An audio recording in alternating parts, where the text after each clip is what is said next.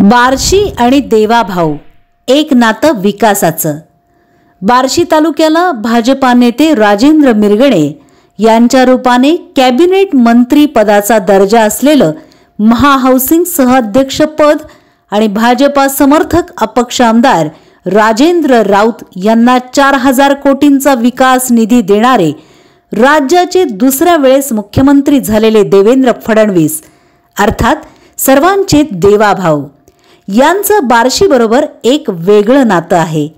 हे नातं आहे विकासाचं। हे नातं असं आहे। नमस्कार, मी नीता देव। आपण पाहत आहात बार्शी टुडे यूट्यूब चॅनल। वयाच्या 27व्या वर्षी नागपूरचे महापौर, 6 वेळा आमदार, विधानसभेचे विरोधी पक्ष नेते, 2 वेळा मुख्यमंत्री झालेल्या, राज्यामध्ये चौफेर भ्रमंती करणाऱ्या, लाखोंच्या सभा गाजविणाऱ्या, विरोधकांच्या खेळांना यशस्वीपणे तोंड देणाऱ्या देवेंद्र फडणवीस यांच्यासारख्या नेतृत्वाचे महाराष्ट्राच्या कानाकोपऱ्यात अनेक नेते आणि कार्यकर्त्यांशी जवळचे संबंध आहेत।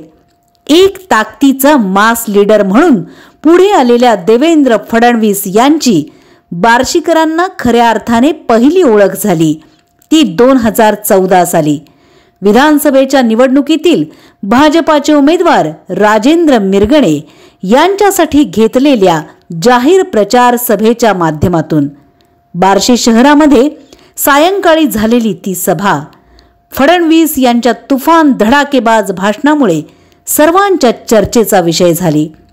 त्या निवडणुकीत भाजपा शिवसेना युती तुटली होती आणि त्या निवडणुकीत राष्ट्रवादीचे उमेदवार व तत्कालीन आमदार आणि माजी मंत्री दिलीप सोपल, शिवसेनेचे राजेंद्र राऊत आणि भाजपाचे राजेंद्र मिरगणे यांच्यात तिरंगी लढत झाली होती।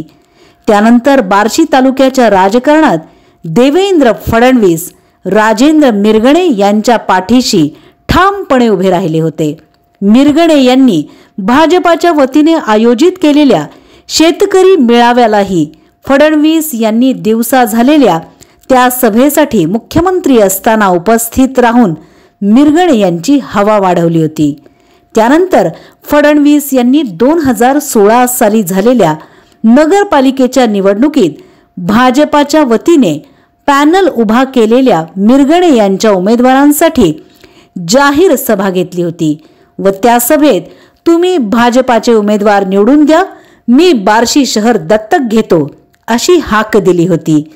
त्यानंतर 2017 साली पंचायत समितीच्या निवडणुकांच्या दरम्यान तत्कालीन माजी आमदार राजेंद्र राऊत यांनी देवेंद्र फडणवीस यांच्या उपस्थितीमध्ये बार्शीत झालेल्या जाहीर सभेत भाजपात प्रवेश केला। बऱ्याच दिवसांपासून आमची राजाभाऊंवर नजर होती असे म्हणत फडणवीस यांनी त्या सभेत राऊत यांच्यासाठी बार्शीतल्या मतदारांना साकडे घातले होते। नंतर 2018 साली बार्शी बाजार समितीच्या निवडणुका झाल्या। त्या निवडणुकीत 9 जागा मिळवणाऱ्या राऊत यांच्या व 2 जागा मिळवणाऱ्या मिरगणे गटाच्या पाठिंब्याचा समझोता घडवून आणण्याची यशस्वी किमया फडणवीस यांनी घडवून आणली।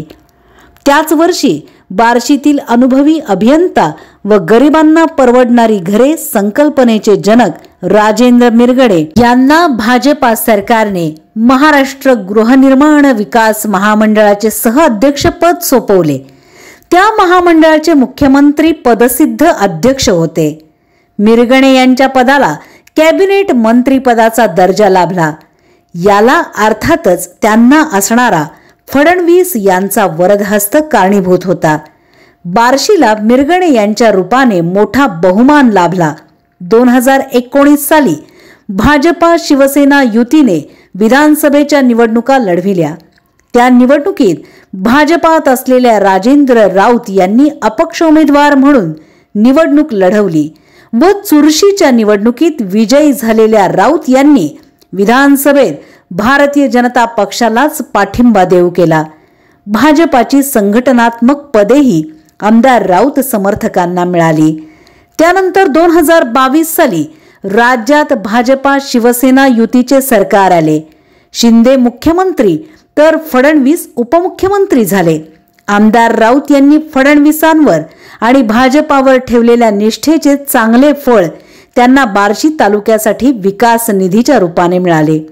बार्शी तालुक्यातील हजारो शेतकऱ्यांसाठी वरदायिनी ठरणाऱ्या बार्शी उपसा सिंचन योजनेला 700 कोटींचा निधी मंजूर करून 350 कोटी रुपयांची कामे सुरू होणे, इथपासून भुयारी गटारी योजना, साठवण तलाव, शिवसृष्टी, भगवंत स्टेडियम, सोलापूर, तुळजापूर व लातूर रस्ता यांच्यासाठी कॉन्क्रीट रस्ते निधी, तसेच बार्शी शहरासाठी 296 कोटींची सुधारित पाणी पुरवठा योजना, वैरागची पाणी पुरवठा योजना या व अनेक विकास योजनांना देवाभाऊंनी मुक्त हस्ताने निधी दिला।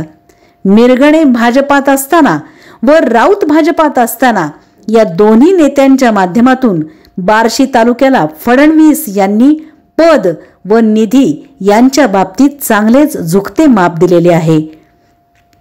2024 साली झालेल्या लोकसभा निवडणुकीत बार्शीतल्या प्रचार सभेत फडणवीस यांनी आमदार राऊत यांची मुक्त कंठाने प्रशंसा केली होती। मात्र त्या निवडणुकीत महायुतीच्या उमेदवाराला बार्शी तालुक्यात 54,000 मतांची पिछाडी लाभली।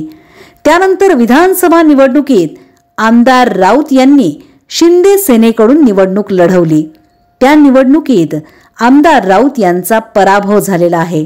या पार्श्वभूमीवर राज्यात फडणवीस मुख्यमंत्री झाले आहेत, तर शिंदे हे उपमुख्यमंत्री झाले आहेत।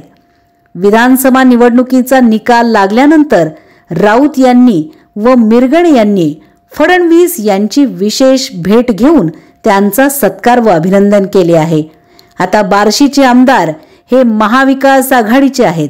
अशा परिस्थितीमध्ये बार्शीतल्या भाजपा नेत्यांनी फडणवीस यांच्या माध्यमातून अर्थात देवाभाऊंच्या माध्यमातून तालुक्याला मिळणाऱ्या विकास निधींची मालिका अशीच पुढे ठेवावी आणि बार्शी आणि देवाभाऊ एक नाते विकासाचे ही ओळख आणि प्रतिमा दृढ करावी, अशीच सर्वसामान्य बार्शीकरांची अपेक्षा आहे।